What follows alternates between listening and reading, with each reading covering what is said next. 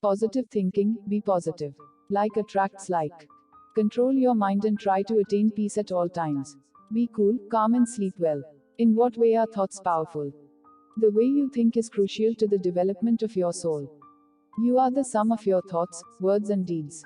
Thoughts come first, and words and deeds arise out of thought, positive or negative thinking. This is why it is very important to think positively. Eventually, all thoughts create energy, so be aware of what energy you are creating. First, try to understand why people on earth get negative. Negativity can be a soul characteristic or a result of bad training in this life. But mainly, human beings get negative when they do not get what they want. The first step towards thinking positively is to accept the fact that there will be problems. The ones who seem to be without problems are either handling their problems well or running away from them. Negative thinking is the main reason why many people get stuck in their spiritual journeys. Negativity is a very common soul characteristic. It is an outcome of wrong understanding and a weak, uncontrolled, untrained mind. Moreover, the negativity in human beings is magnified because the earth's vibrations have become very negative. It is up to you to think positively to combat this because your thoughts eventually manifest in the form of emotions. This is why thoughts are powerful. They manifest physically and emotionally and they shape your soul. How will a person know if he or she is being negative? The following are the signs of negativity. 1. Fear. Fear arises due to negative thinking and a lack of faith and understanding. If you have full faith in God, there is no reason to be fearful. You are human, and you will face tough situations, but if you have faith, you are given the courage to tackle these situations. The first thing to do to overcome fear is to increase your faith. There is a reason fear is so much a part of human existence right now. Good souls are afraid because the vibrations on earth are negative, and these negative vibrations make you uneasy, as you are surrounded by an energy that is different from yours. You also fear that you will follow the wrong path. Your subconscious mind understands this fear, but your physical mind does not, it only knows that it is afraid. However, your subconscious mind is never afraid. It is aware. If you live in a place where the vibrations are positive, you will not feel fear. Keep your home simple and clean. Sunlight and plants help build positive vibrations, and this will prevent you from being fearful. Fear also comes in the form of protective instincts, which are required for your own safety. For example, you will obviously be afraid to put your hand into a fire. This is a survival instinct. Strange as it may seem, there are some people who are actually afraid of being positive. Perhaps they have had bad experiences in the past and are afraid of being hopeful, so they program themselves into believing that life is not good and that they don't deserve any positivity in their lives. They gear themselves up for disappointment. Their justification is that they are being realistic, but they are not. A realistic attitude is to know that there are ups and downs in life, so it is natural to hope for the good times. No matter what your past experiences are, hope is essential to human survival. Sometimes people are afraid to change because they feel safe in that negative condition. 2. Worry. Constant worry only brings you down. People worry because they have lost faith and are too attached to outcomes. Results are not in your hands, but the process is. So do your best and then surrender to God. Complete surrender means knowing that God will do what is best for you after you have done your best. Surrender the outcome and be consistent in your surrender. Faith in God, your angels, your loved ones, and yourself is essential. Faith is the energy that drives you forward and brings you peace. Being without faith is like expecting a car to move forward without fuel. Do your best and leave the rest to God. 3. Doubt. When you constantly doubt yourself, your spiritual teacher, and most importantly, God, you are being negative. It is okay to ask questions, but if you are on the spiritual path, you must replace doubt with faith. Trust your guides. If you keep doubting them and asking for proof after they have given you knowledge and understanding, you are being negative. There is a man who prays very hard each night. At the end of his prayer, he always asks God to do what is best for him. But somehow, things don't seem to work out in his life. He cannot understand why God does not answer his prayers. One day, an angel appears before him. I have a gift for you, says the angel. The man is overjoyed. The angel asks the man to open his palms. The man does so as though he is about to accept an offering. The angel looks at the man's palms and blows on them. You're welcome, says the angel. The man is confused because his palms are still empty. But where's my gift? He asks. It has already been given to you, says the angel. Your hands were full of doubt. I removed all doubt. Sometimes something that is taken away from you is a greater gift than something that is given to you. Make sure that you trust God and do not doubt Him. When you constantly doubt, your spirit is weakened because your spirit survives on faith in God. 4. Nagging is spiritually wrong. It is a form of mental torture, a one-way assault of words. It comes out of ego and a lack of understanding and is an act of selfishness because you want to be heard at all costs and you want your way, no matter what. When parents nag their children, it is very harmful, even though the motive is to help. When you nag, you are going against God given free will. Instead of listening to you, the person being nagged will not listen at all and will turn a deaf ear and may even do exactly the opposite if the nagging continues. 5. Constantly complaining and grumbling. A negative person does not know the meaning of happiness. If you whine and moan your way through life, you attract misery. Some people encourage the straight in others by showing sympathy. It is essential to count your blessings. Accentuate the positive. Don't focus on the negative. 6. Taking on more problems than you are required to. Some people want to show the world how much they are doing, how much they are suffering. They are only harming themselves. A failure to ask for help means you are being proud and negative. You are on earth to coexist, not to handle everything on your own. This need to prove that you can handle things on your own is your ego talking. It is unnatural. No one expects you to be superhuman. 7. Jealousy. One of the things that robs people of happiness is jealousy. When you constantly compare your journey with someone else's, it holds you back. Be content with your gifts, and also learn to derive joy and inspiration from the accomplishments of others. That is how spirit souls live, and it brings us true happiness. Thank God for all that you have and learn the art of contentment. 8. Blaming others. Always look within yourself and you will recognize the source of your pain. Pain can be triggered by someone else only if it already exists within you. So get to the root of the pain. Do not focus on the other person. Correct the imbalance within you, improve yourself first, and then try to help others change. 9. Addiction to negative thoughts. Over time, people who are constantly negative become so used to that feeling that they cannot do without it. If they have no problems, they will create problems and drama. In many cases, self-pity and depression become habits.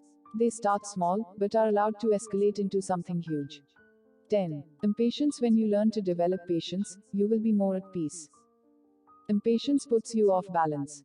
Remember that things happen at the right time, timing is in God's hands, and when you are impatient, you are dictating terms to God. You are asking Him to put His plan aside and put yours into motion.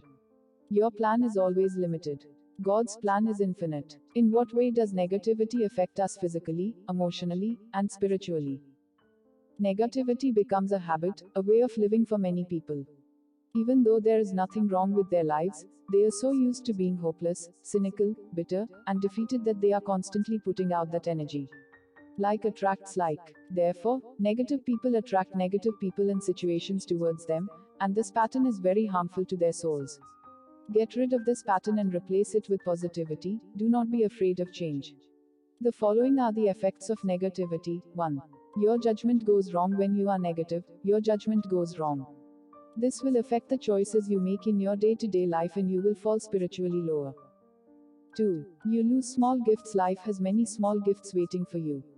When you are negative, these gifts can be staring you in the face, but you will fail to see and accept them. If you are negative, you will be unable to listen to the guidance of the subconscious mind that directs you to those gifts. Over time, your energy becomes so dark that gifts, being of a light nature, cannot come to you. Like attracts like, so you attract problems instead of gifts. 3. People sense your imbalance. Like humility, positivity is a natural state of being. Good people will sense a negative vibe around you, feel uncomfortable, and spend less time with you. Since your judgment is clouded, you will fail to understand why this is happening and you will become negative with others instead of understanding that the imbalance is within you. 4. Your health is affected. Thoughts are very, very powerful. Your thoughts and feelings will always manifest physically. Negative thoughts and feelings manifest in the form of illness or injury. If there is bitterness and anger within, it will manifest in your body. Your inability to forgive yourself or someone else leads to a breakdown of the body. Forgiveness brings about healing. It is good for you and essential for your growth. 5. You fail your test. A very basic test given to most people is whether they can remain positive in a tough situation. That situation may not be their karma, but it is a test or training for the spirit. If they react negatively and go through the whole process complaining and feeling sorry for themselves, the situation is repeated again and again until the lesson has been learned. The process of learning to be positive in tough times is the test, not the situation. How you go through the process is important. For example, no one likes to be sick, but if you are a person who complains whenever you are ill and you make life difficult for those around you, the lesson you need to learn is to be positive while you are ill and appreciate the help others are giving you. The test is to remain positive during the illness. Another test may be that of fear. If you are terrified of medical reports, you will be in situations that will require you to go for medical tests over and over again. The test is for you to not be fearful during the process. 6. You overanalyze. Looking within yourself is a good thing, but when you overanalyze, you get stuck. You keep thinking and fail to take action. You will overanalyze a situation and keep on asking why, instead of accepting a situation as it is, taking action, and moving on. 7. You are weakening the subconscious mind. Negative thoughts come only from the physical mind. The subconscious mind, even in the most trying of circumstances, will see things in a positive light. So when you give preference to negative thoughts, you are choosing the physical mind over the subconscious mind. The physical mind is getting what it wants, so you are spoiling it, and the subconscious mind is being ignored. How does a negative person change for the better? There is a simple word that goes a very long way in preventing you from doing wrong in all aspects of your life: control. Control your thoughts by controlling and training the physical mind. The moment a negative thought enters your mind, do not analyze it. Get rid of it immediately. Out of habit, you will entertain the thought, but learn to break that habit. Initially, it will be difficult. You might even experience a sense of fear when you get rid of negative thoughts. What if I need to analyze this? What if this will happen? What if? What if? Well, what good does worry do? It does no good at all. So control the negative thought. That is the first step. The next step, which is even more important, is to replace negative thoughts with positive ones. To be positive means to understand the higher nature of things. Whatever your path, learn to view it from a spiritual perspective. This will help you cope with problems because you will understand that they are invaluable. When faced with problems, be mentally and physically occupied. Problems do not stop your path. They are your path. Both blessings and problems are part of the journey. How can you be positive when faced with disappointments? By knowing that disappointments are part of the learning process. Therefore, do things without expectation. Hope is a beautiful thing, and it must be kept alive, but expectation is a demand that comes from your ego. Hope is not about the outcome. Hope is staying positive throughout the process and believing that the outcome will be the best for your growth. We must surrender the outcome to God, and remain positive and hopeful throughout the process. Hope is what keeps your spirit alive. Expectation weighs your spirit down. If you are at a job that you dislike, being positive means understanding that perhaps it is your test and you are paying off a karmic debt. Perhaps you need to learn to appreciate something good that comes your way, or perhaps you have been placed there for a short while to help others. It can be devastating when you lose someone close to you. It is natural to feel shattered, but spirit souls do not want you to mourn for them. If they are good souls, they are in a better place, so allow yourself to heal. Make sure you have every intention of healing yourself because that is what your loved ones want. Spirit souls do not want earthly souls to grieve their whole lives. When you cut your hand, the blood flows out, but, in time, the wound heals. It is the same with grieving. There is a time to grieve and a time to heal. When we come to the spirit world, we are happy. We are alive and well, and most important of all, we are still with you. We need you to believe that. When the pain gets unbearable, focus on this truth and hold on to it. This is what we mean by being positive in the face of a terrible loss. Derive strength from the fact that we are still with you and can guide you if you let us. Our mom and dad sometimes felt so lost and miserable without us that it would have been very difficult for us to calm them down and cheer them up without spirit communications. We explained to them that when they were upset, it saddened us as well. Most importantly, we let them know that we were nearer to them now than we were on earth and that we loved them tremendously. It is easy to be positive when things are going well. The real test is to be positive when life is difficult, when things are not going your way. That is how you evolve as a person. Positivity is a choice no matter what the situation. Sometimes, you are unable to control your mind, or you might succeed at controlling your mind, but you will not know how to be positive. There is a very simple reason for this, and it has to do with choice. You have to be completely committed to change and use your will. Therefore, even the physical mind has to cooperate with you. The reason people fail is that their commitment is weak. Their efforts are half-hearted and they are not fully dedicated to change. You choose to be positive. You choose to forgive someone. You choose to be humble. You choose to be content. Success or failure depends on the strength of your choices. Let's suppose that you have a tough time forgiving someone for the pain they have caused you.